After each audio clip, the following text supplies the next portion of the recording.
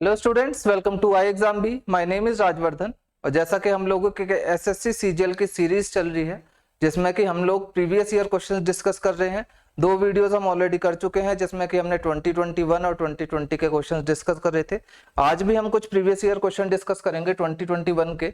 ठीक है, उससे पहले मैं आपको याद दिला दूं, एसएससी ने डेट एक्सटेंड करी थी अपनी फॉर्म फिलिंग की। लास्ट डेट 8 थी, उसको उन्होंने बढ़ा के 13 कर दिया था। आज 12 हो गई है, तो जिसने फॉर्म नहीं भरा है वो अब भी जल्दी से जाके पहले फॉर्म भर दीजिए। ठीक है, और अपनी तैयारी को स्टार्ट कीजिए। चलते बढ़ते हैं हम अपनी वीडियो के साथ। पहले ये दो क्वेश्चन मैंने प्रीवियस वीडियो में आपको होमवर्क के लिए दिए थे, तो पहले इनका सॉल्यूशन देख लेते हैं, उसके बाद हम न्यू क्वेश्चंस करेंगे। तो जैसे इन्होंने बोला है, in a certain code language, coding decoding का ये क्वेश्चन है। इसमें सर्टेन कोड लैंग्वेज जो वर्ड है permit is written as a, इसको इन्होंने कोड करके लिख दिया। तो चलिए हम इसको नोट कर लेते हैं। वर्ड क्या है हमारे पास? परमिट। ठीक है, परमिट वर्ड है। इसको उन्होंने कोड करके क्या लिखा है? VVLNOG, VVLNOG। ठीक है, तो अब इनके अगर हम देखें इन्होंने किस तरह से चेंज किया है। अगर इनकी हम रैंक्स देखें, P की रैंक 16, E की 5, R की 18, M की 13, I की 9, T की 20। ठीक है, रैंक अगर आपको लेटर से आप पहचान सकते हैं तो आप उससे पहचान लीजिए, लेकिन स्टार्टिंग में आप इनकी पहले रैंक देखिए, आप पैटर्न आसानी से पहचान पाएंगे। V की 22, अगेन 22, L के लिए 12, N 14, O 15 एंड G क्या होता है? 7। तो अब हम यहाँ पे पैटर्न फॉलो कराते हैं कि क्या पैटर्न लगता है, पैटर्न पहचानते हैं क्या लग सकता है। 16 से क्या हो गया? 22 हो गया, तो यहाँ पे कितना ऐड हुआ है? यहाँ हुआ है 6 ऐड हुआ है, यानी कि 6 लेटर्स ऐड हुए हैं। अब आगे देखें, 5 से 22 हुआ है, 5 से 22 यानी कि 17, 6 यहाँ पे ऐड हुआ है, आगे 17 ऐड हुआ है। तो अभी हम कोई भी पैटर्न नहीं पहचान सकते। आगे देखें इसके ऑल्टरनेट में, यानी थर्ड लेटर में 18 से हो गया 12, यानी कि कितना माइनस हो गया? यहाँ पे 6 सब्सट्रैक्ट हो गया। तो अब हमको एक पैटर्न फॉलो होता हुआ दिख रहा है कि जो पहला लेटर है उसमें +6, उससे ऑल्टरनेटिंग या फिर ऑड नंबर पे जो लेटर है, ऑल्टरनेटिंग लेटर जो है उससे उसमें -6। अब अगेन पैटर्न के अकॉर्डिंग जो उसके ऑल्टरनेटिंग लेटर जो होगा वहां पे +6 होना चाहिए या फिर -6 होना चाहिए। देखते हैं क्या है। 9 है यहाँ पे, 9 से हो गया 15, यहाँ पे क्या करा इन्होंने? +6 किया है। तो यानी कि हमको पैटर्न कंफर्म हो गया है कि जो स्टार्टिंग का लेटर है वहां से हम स्टार्ट करेंगे, +6 होगा। उसके बाद एक लेटर बीच में छोड़ के जो ऑल्टरनेट होगा उसका वहां पे क्या होगा? -6। अगेन एक लेटर बीच में छोड़ के क्या होगा? +6। और ऐसे ही पैटर्न ये कंटिन्यू होता जाएगा। ठीक है, और जो बचे हुए लेटर्स हैं उनमें क्या पैटर्न लग रहा है उनमें देखते हैं। अब जैसे ई से वी हो गया, ठीक है, ऑपोजिट लेटर्स आपको ध्यान होने चाहिए। ई का ऑपोजिट होता है वी। ठीक है, तो यानी कि यहाँ पे ऑपोजिट लेटर वाला है। एक और चेक कर लेते हैं, एम का अपोजिट होता है एन, तो टी का अपोजिट होता है जी। तो अब हमको पैटर्न मिल गया है दोनों लेटर्स का, दो पैटर्न इसमें फॉलो हो रहे हैं, दोनों हमने पहचान लिए हैं। अब यही पैटर्न हमको ये जो वर्ड दिया हुआ है इनर्शिया, इसमें लगाना है। तो इसको हम देखते हैं किस तरह से लगेगा। यहाँ पे INERTIA, इनर्शिया ये वर्ड है हमारा, और इसको कोड करेंगे हम। पहले इनकी प्लेस वैल्यू देख लेते हैं। I की 9, यहाँ 14, 5, 18, 20, 9 और ये हो गया 1। तो ये इनकी प्लेस वैल्यू हो गई। अब देख लेते हैं ऑल्टरनेट पे हम क्या करना है, +6 और -6। +6 करेंगे, 9 में +6 करेंगे तो क्या आएगा? 15। 15 किसकी रैंक होती है? O की रैंक होती है। तो अब देख लीजिए O पहले पे किस किस में नहीं है, तो यानी कि ऑप्शन नंबर 2 और ऑप्शन नंबर 3 तो हमारे कैंसल आउट हो गए हैं, क्योंकि इनमें O पहले लेटर नहीं है। ठीक है, उसके बाद सेकंड लेटर हमको क्या देखना है? इसका ऑपोजिट। N का ऑपोजिट क्या होता है? M होता है। तो O और M किस में मिल रहा है हमको? O और M मिल रहा है ऑपोजिट, इससे ऑप्शन नंबर 1 में। बाकी की चेक करने की जरूरत भी नहीं पड़ेगी हमको, केवल ऑप्शन से हम इसको एलिमिनेट करके देख सकते हैं। तो ये हो जाएगा इसका आंसर ऑप्शन नंबर A। ठीक है, बढ़ते हैं अगले क्वेश्चन की तरफ।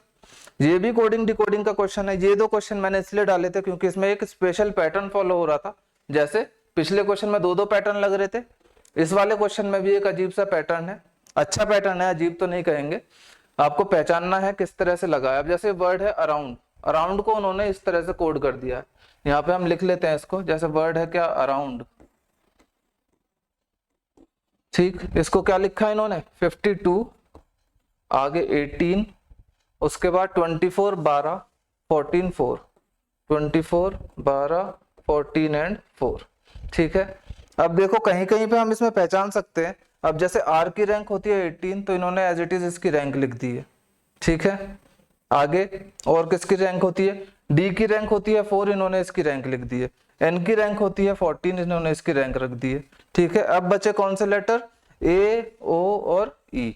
इन्होंने इसमें क्या पैटर्न लगाया है कि यू की रैंक तो 21 होती है, 21 को 12 लिख दिया इन्होंने।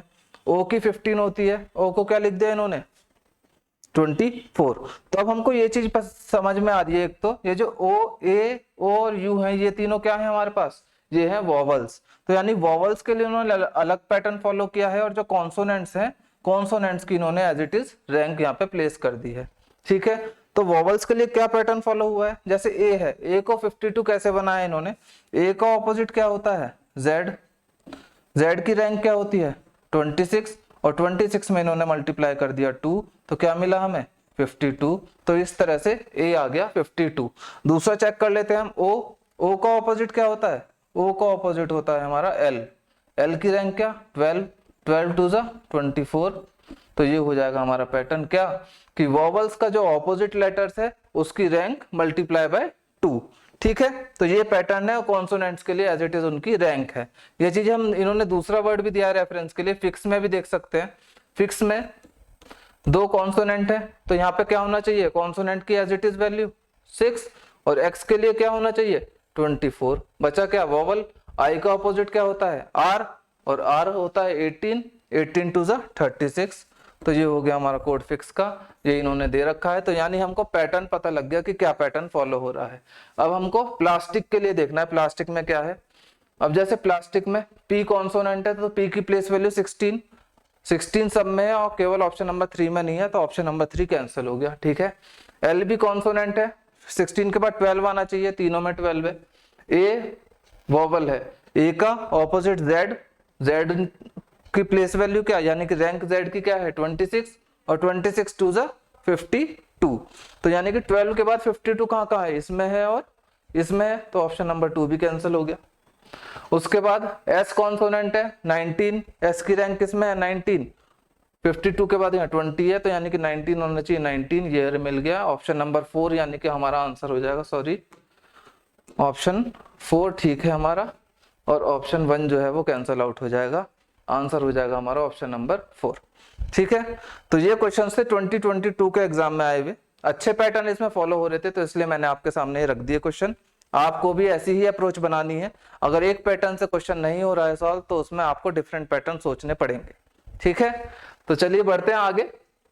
ये 2021 के क्वेश्चन है, वेन डायग्राम वाला टॉपिक है ये, ठीक है। इसको देखते हैं। क्या इन्होंने पूछा, in the following Venn diagram hexagon stands for police officers, यानी कि ये जो हेक्सागन है ये तो है पुलिस ऑफिसर्स, ठीक है। The pentagon stands for graduates, और ये जो पेंटागन है, पेंटागन किसको रेफर कर रहा है, ग्रेजुएट्स को रेफर कर रहा है। सर्कल स्टैंड फॉर फीमेल, ये जो सर्कल है ये फीमेल्स है। And the square stands for Indian, और ये जो स्क्वायर है ये किसको रिप्रेजेंट कर रहा है, इंडियंस को रिप्रेजेंट कर रहा है, ठीक है। अब हमसे क्वेश्चन क्या पूछा है, इन सब के बीच में नंबर्स दिए हुए हैं। उसके बाद क्वेश्चन क्या है, how many Indian police officers are graduate but not female. तो ऐसे कितने इंडियन पुलिस ऑफिसर्स हैं जो कि ग्रेजुएट तो होने चाहिए पर फीमेल में नहीं होने चाहिए, वो फीमेल नहीं होने चाहिए। यानी कि हमको वो नंबर देखना है जो इन तीनों चीज को तो कवर कर रहा हो पर वो सर्कल में ना आ रहा हो। तो कौन सा है वो ऐसा नंबर, यहाँ पे 7 देखिए, 7 यहाँ पे स्क्वायर में है, पेंटागन में है, पर लेकिन हेक्सागन में नहीं है। देखिए हम यहाँ देख सकते हैं जो 11 है, 11 नंबर ये तीनों में है और सर्कल से बाहर है। यही हमसे पूछ रहा है कि 11 ऐसे लोग हैं या जो भी चीज इसको रिप्रेजेंट कर रही है नंबर को, जो कि फीमेल नहीं है लेकिन बाकी तीनों चीज में है। तो हमारा इसका आंसर क्या हो जाएगा, ऑप्शन नंबर ए 11, ठीक है। अगले क्वेश्चन की तरफ बढ़ते हैं। ये है हमारा अगला क्वेश्चन, सिटिंग अरेंजमेंट के ऊपर है। 5 person are sitting in a row facing north, एक रो में बैठे हुए हैं लोग, सबके फेस क्या है, नॉर्थ की तरफ है, यानी कि ऊपर की तरफ ऐसे फेस कर रहे हैं ये, ठीक है। One of the 2 person at the extreme and is an introvert and the other one is extrovert, यानी कि जो एंड्स पे जो लोग हैं, तो एक इनमें से इंट्रोवर्ट है, एक इनमें से एक्सट्रोवर्ट है। तो हमारे पास इसकी क्या पॉसिबिलिटी होंगी, 2 पॉसिबिलिटी होंगी। तो हम दोनों को यहाँ पे रख सकते हैं। इंट्रोवर्ट अगर पहली बारी में हमने यहाँ रख दिया तो एक्सट्रोवर्ट हमें यहाँ रखना पड़ेगा। और दूसरे केस में क्या, इंट्रोवर्ट हमको यहाँ रख देते हैं और एक्सट्रोवर्ट हमें यहाँ रख देते हैं। फिर आगे की कंडीशन के हिसाब से जो कैंसल आउट होगी वो हम कैंसिल कर देंगे और आगे बढ़ेंगे। ठीक है, आगे क्या लिखा है, a thin person is sitting to the immediate right of an intelligent person. जो इंटेलिजेंट पर्सन है उसके इमीडिएट राइट में कौन बैठा है, थिन पर्सन बैठा है। ठीक है, अभी इसको कनेक्ट करेंगे। A weak person is sitting to the immediate left of extrovert person. तो इमीडिएट लेफ्ट में किसके, एक्सट्रोवर्ट पर्सन के इमीडिएट लेफ्ट में कौन है, वीक पर्सन है। तो देखिए सेकंड जो केस है हमारा, अगर हम यहाँ पे एक्सट्रोवर्ट रखते हैं तो इसके इमीडिएट लेफ्ट में तो कोई पोजीशन ही नहीं है, तो यहाँ पे हम वीक पर्सन को नहीं रख सकते। तो इसका मतलब ये जो हमारा केस 2 जो है ये कैंसल आउट हो जाएगा, तो केवल केस 1 हमारा बचेगा। इस पे हम देखते हैं, इसके इमीडिएट लेफ्ट में कौन है, वीक पर्सन है, उसको हम यहाँ रख सकते हैं। ठीक है, और यहाँ पे हमारी क्या कंडीशन थी, इंटेलिजेंट पर्सन के इमीडिएट राइट में कौन था, थिन पर्सन था। तो यहाँ पे अगर इंटेलिजेंट है तो यहाँ पे आ जाएगा थिन पर्सन। तो ये हो जाएगा हमारा फाइनल अरेंजमेंट। 5 लोग थे, 5 का हमने अरेंजमेंट इस तरह से कर दिया है। ठीक है, अब इस पे बेस क्वेश्चन क्या पूछा है इन्होंने, which of the following person is sitting at the centre. Centre में कौन बैठा है, इधर 2 और इधर 2 छोड़ के जो बीच में बचा वो सेंटर में है, कौन है, वो थिन पर्सन है, यानी कि ऑप्शन नंबर 3 हमारा आंसर हो जाएगा। ठीक है, तो ये सिटिंग अरेंजमेंट का क्वेश्चन था। आगे बढ़ते हैं, Which of the two numbers and which two signs should be interchanged to balance the following equation? इसमें ये कह रहा है कि कौन से 2 नंबर्स को इंटरचेंज करें या फिर कौन से 2 साइंस को इंटरचेंज करें कि हमारे पास इक्वेशन बैलेंस हो जाए। ये सब सॉल्व करके हमारे पास 195 मिल जाए। ठीक है, तो चलिए चेक करते हैं। इसमें हमको सारे ऑप्शन चेक करने की जरूरत नहीं है, बस हमको देखना है, थोड़ा सा आइडिया लगाना है कि हमको चाहिए क्या, रिजल्ट में चाहिए हमें 195। ठीक है, अब हम अगर पहले ऑप्शन के अकॉर्डिंग 24 और 16 को अगर एक्सचेंज करें, यहाँ पे देख लीजिए 24 है, यहाँ आ जाएगा 16, यहाँ आ जाएगा 24। ठीक है, तो हमारे पास एक तो यहीं पे फ्रैक्शन वैल्यू आ जाएगी क्या, 2/3 आ जाएगा पहले तो, जो कि हमारे पास पॉइंट में कोई भी वैल्यू नहीं है, तो एक चीज तो हमारे पास यहाँ हो गई। और ये जो हमारे पास मल्टीप्लाई दे रखा है 48 × 12, 48 × 12 अगर हम करेंगे तो हमारे पास काफी बड़ा नंबर मिल जाएगा, तो हम रिजल्ट में 195 यहाँ से नहीं निकाल सकते। तो यानी कि जो ऑप्शन 1 है वो हमारा नहीं फिट बैठेगा यहाँ पे। ठीक है, अब अगर 24 और 48 को चेंज करें और मल्टीप्लाई और डिवाइड को भी हमें एक्सचेंज करना है, तो पहले ऑप्शन में, यहाँ पे दूसरे ऑप्शन में 24 को 48 से रिप्लेस करें, 48 मल्टीप्लाई बाय 16, तो 48 की 16 में मल्टीप्लाई करने पे भी हमें बहुत बड़ा नंबर मिल जाएगा, तो 195 हम इसमें नहीं निकाल पाएंगे। अगले ऑप्शन में भी चेक करते हैं, 12 एंड 48 को अगर हमें रिप्लेस कर दें, 12 और 48 को रिप्लेस करें और साइन के रिप्लेस करने हमें प्लस एंड मल्टीप्लाई को, यहाँ पे थोड़ा सा इसको इरेज कर लेते हैं।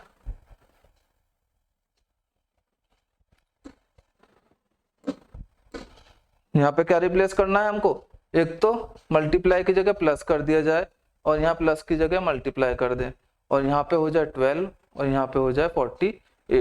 तो 96 की 12 में मल्टीप्लाई करने पे तो हमें बहुत बड़ा नंबर मिल जाएगा, तो यानी कि ये ऑप्शन भी कैंसिल आउट हो जाएगा। बचा 4th ऑप्शन। अब इसको सॉल्व करें, अगर 12 और 16 को हमें रिप्लेस करना है, ठीक है, तो यानी कि 24 साइन का रिप्लेस करने हैं, मल्टीप्लाई एंड डिवाइड, तो यहाँ पे आ जाएगा मल्टीप्लाई और यहाँ हो जाएगा डिवाइड। यहाँ देखते हैं 12 multiply by 24 multiply by 12 minus 96, फिर क्या है प्लस 48 एंड डिवाइडेड बाय 16। तो इसको देखते हैं क्या 195 मिलेगा हमको, तो इसको पहले डिवाइड करें तो यहाँ तो मिल जाएगा 3, इधर है 96, आगे क्या है इसको सॉल्व करें, 12 4 ज़ा 48, कैरी 4, 12 2 ज़ा 24 एंड 4 288, 288 प्लस 3 कितना होता है 291, 291 में से 96 माइनस करेंगे तो क्या 11 में 6 गए 5, 18 में से 9 गए 9, 195 हमारा आंसर आ गया। तो ये ही है हमारा करेक्ट ऑप्शन। तो यानी कि 2 नंबर कौन से हैं जो रिप्लेस करने हैं हमें, 12 और 16, और जो साइन रिप्लेस करने हैं वो है मल्टीप्लीकेशन एंड डिवीजन। ठीक है, अगला question, in a certain code language. अब ये क्वेश्चन है सब्स्टिट्यूशनल कोडिंग का। ठीक है, इसको देखते हैं इसको कैसे सॉल्व करना है। हमें ये सेंटेंस या फिर कुछ वर्ड्स दिए हुए हैं और फिर इसको कोड करके हमने नंबर्स में किस तरह लिख दिया, ऐसे लिख दिया है। तो जैसे अगर हम इसको यहाँ लिखें, मैं केवल इनके इनिशियल्स लिख रहा हूँ, ठीक है, आप समझ जाइएगा। Her father is okay, her father is okay, ठीक है, ओके लिख दिया। इसको इन्होंने क्या कोड करा है 6583, ठीक है। आगे क्या लिखा है, my father is well, my father is well, ठीक। इसको क्या लिखा है इन्होंने 5137। आगे क्या है, हर arm is injured, her arm is injured, ठीक है। इसको क्या लिखा है इन्होंने कोड करके 2839, 2839 लिखा है, ठीक है। अब हमसे क्वेश्चन में क्या पूछा है, how will okay be coded as, ये ओके का क्या कोड होगा हमको ये बताना है, ठीक है। तो हम इस ऐसे टाइप के क्वेश्चन में क्या करते हैं कि हम पहले इसमें वर्ड देख लेते हैं, कौन कौन से वर्ड कहाँ कहाँ कॉमन है। जैसे हम पहला वर्ड देखें, क्या है, हर, हर हमारा फर्स्ट स्टेटमेंट में है और हर है हमारा थर्ड स्टेटमेंट में। तो फर्स्ट और थर्ड में कौन कौन से वर्ड कॉमन है वो देख लेते हैं हम। फर्स्ट और थर्ड में एक तो हमारा 3 कॉमन है, जो कि यहाँ पे है, यहाँ पे है, लेकिन 3 हमारा सेकंड में भी है, तो 3 तो हमारा कोड नहीं हो सकता, किसका, हर का। बाकी और कौन सा वर्ड लेटर कॉमन है या नंबर कॉमन है, 2, 8 एंड 8। तो यानी कि हर के लिए कोड क्या हो जाएगा, हर के लिए कोड तो हो जाएगा 8। तो ये हम कट आउट कर देते हैं ताकि पहचान हो जाए, ये हम ऑलरेडी अलॉट कर चुके कोड। उसके बाद देखें कौन सा वर्ड कॉमन है, फादर यहाँ पे है फर्स्ट में, फादर है सेकंड में, तो फर्स्ट और सेकंड में क्या कॉमन है, 5 कॉमन है, तो फादर के लिए कोड क्या हो गया 5। इज हमारा तीनों में कॉमन है और यहाँ पे तीनों में क्या कॉमन था, 3 कॉमन था, तो इज के लिए कोड क्या हो गया 3 हो गया। बचा वर्ड हमारे पास ओके, और ओके के लिए केवल हमारे पास एक ही लेटर बचा जो कि है 6, तो ओके के लिए कोड क्या हो जाएगा हमारा 6 हो जाएगा। ये है इसका आंसर, ठीक है।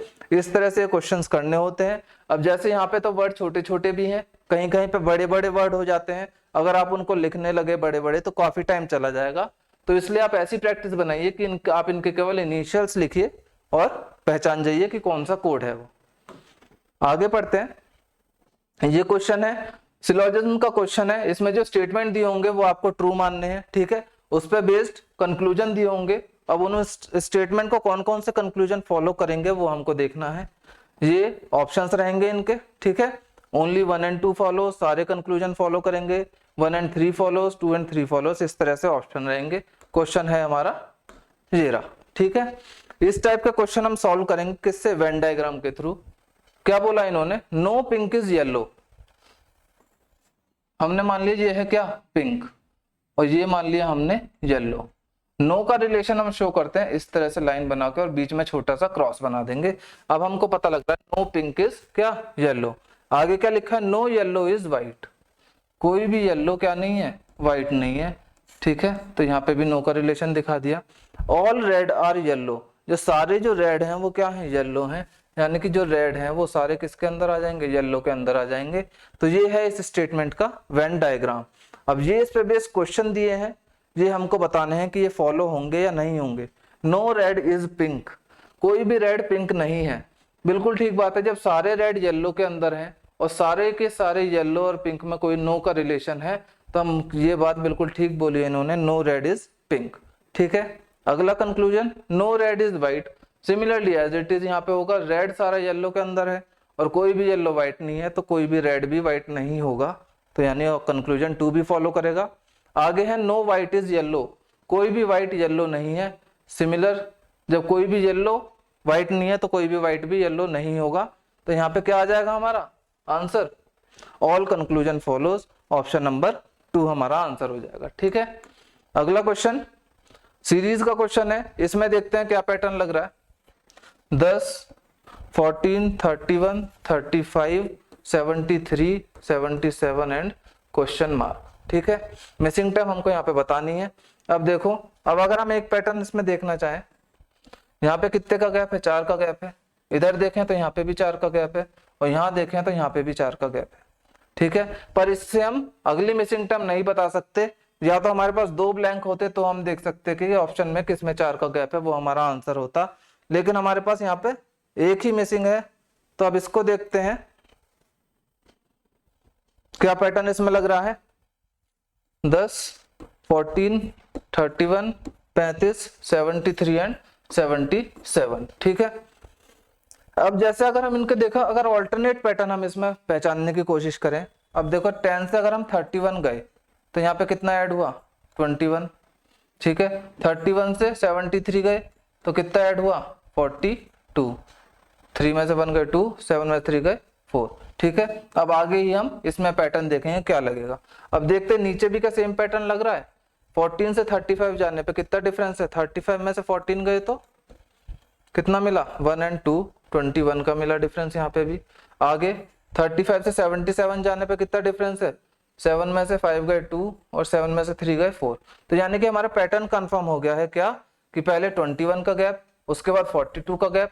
अब 21 2 जा 42 होता है, तो यहाँ पे भी 42 का इंटू 2 करेंगे तो क्या मिलेगा 42 इंटू 2 84। तो यानी कि 73 में अगला नंबर क्या 84 हमको ऐड करना पड़ेगा।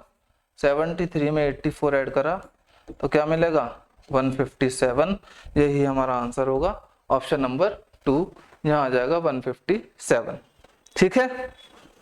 अगला क्वेश्चन, अगेन ये क्वेश्चन आ गया किसका, सब्स्टिट्यूशनल कोडिंग का, जो मैंने कराया था। चलिए इसको यहीं देख लेते हैं, लिखेंगे नहीं इसको, जल्दी जल्दी सॉल्व करते हैं। डू और डाई, क्वेश्चन हमसे क्या पूछा है, how will die be written in the code language. Die का कोड हमसे पूछा है, यानी कि इसका कोड हमसे पूछा है। तो पहले तो हम देख लेते हैं डाई हमारा और कहीं कॉमन है किसी स्टेटमेंट में, 1 2 एंड 3 स्टेटमेंट है, 1 2 और 3 स्टेटमेंट में डाई पहले में है, सेकंड में नहीं है, थर्ड में भी नहीं है, ठीक है। तो यानी कि बाकी के बचे हुए हम लेटर्स देख लेते हैं कहाँ का कॉमन है। जैसे डू हमारा यहाँ पे कॉमन है, डू हमारा सेकंड में कॉमन है। तो ऐसे हम कोड में देख लेते हैं फर्स्ट और सेकंड स्टेटमेंट में कौन सा कोड कॉमन है। देखें तो कौन सा कोड दिख रहा है हमें, के और ओ दिख रहा है, यानी कि डू के लिए कोड हमारा हो जाएगा के ओ। और हमारा कहाँ कॉमन है, और फर्स्ट में है और थर्ड में है। तो फर्स्ट और थर्ड में क्या कॉमन है, आर एंड यू कॉमन है। अब बचा हमारा केवल डाई, यहाँ पे वर्ड बचा, और कोड भी हमारा क्या बचा एस यू। तो डाई के लिए कोड क्या हो जाएगा एस यू, ऑप्शन नंबर 2 हमारा आंसर हो जाएगा इसके लिए, ठीक है गाइस। अगला क्वेश्चन डायरेक्शन डिस्टेंस का क्वेश्चन है। 6 houses A B C D E and F are situated in a colony. एक कॉलोनी में 6 हाउसेज हैं जिसकी डायरेक्शन इस हिसाब से है, D is 60 metre south of E. यहाँ पे कोई हाउस है ई, इसके 60 मीटर साउथ कौन है, डी है, ठीक है। डी और 60 मीटर यहाँ पे हमने लिख दिया distance. F is 40 meter south of B. F और बी में भी कोई कनेक्शन नहीं है, तो इसको हम अलग से हिंट बना लेते हैं क्या, बी से 40 मीटर साउथ पे कौन है एफ है, ठीक है 40 मीटर। आगे ए इज 30 मीटर नॉर्थ ऑफ ई।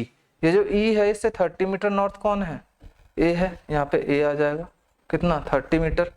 आगे F is 50 metre east of A. तो ए का ईस्ट इधर कितना 50 मीटर, कौन है यहाँ पे एफ है। और एफ के लिए क्या रिलेशन था, एफ के ऊपर कौन है बी, कितनी दूरी पर 40 दूरी पर। और क्या स्टेटमेंट बचा, C is 50 metre west of B. तो बी का वेस्ट इधर, यहाँ पे कितना सी 50 मीटर की दूरी पर। तो ये हो गई हमारी डायरेक्शंस। इस पे बेस्ड क्वेश्चन क्या है, find the location of C with reference to A. C की लोकेशन बतानी है हमें ए के रेफरेंस में। तो सी देखो ए से नॉर्थ की तो डायरेक्शन में है, नॉर्थ डायरेक्शन में है, और डिस्टेंस अगर देखें तो कितना, जितना डिस्टेंस यहाँ पे है इतना यहाँ पे होगा, तो 40 मीटर नॉर्थ हो जाएगा इसका आंसर, ऑप्शन नंबर 2, ठीक है। आई होप आपको समझ आया होगा। जो अगला क्वेश्चन है इसका आंसर आप लोग मेरे को कमेंट बॉक्स में दीजिएगा, ठीक है। आज की वीडियो में इतना ही, आगे मिलते हैं अगली वीडियो में। आप तैयारी कीजिए अच्छे से, और जिसने फॉर्म नहीं भरा है वो अपना फॉर्म फिलअप कर दीजिए, ठीक है गाइस। और अगर आपको वीडियो अच्छा लगा हो तो इसको शेयर कीजिए ज्यादा से ज्यादा, और चैनल को सब्सक्राइब कीजिए, और नोटिफिकेशन बेल भी आप प्रेस कीजिएगा, ठीक है। चलिए मिलते हैं अगली वीडियो में, तब तक तैयारी कीजिए। Good luck.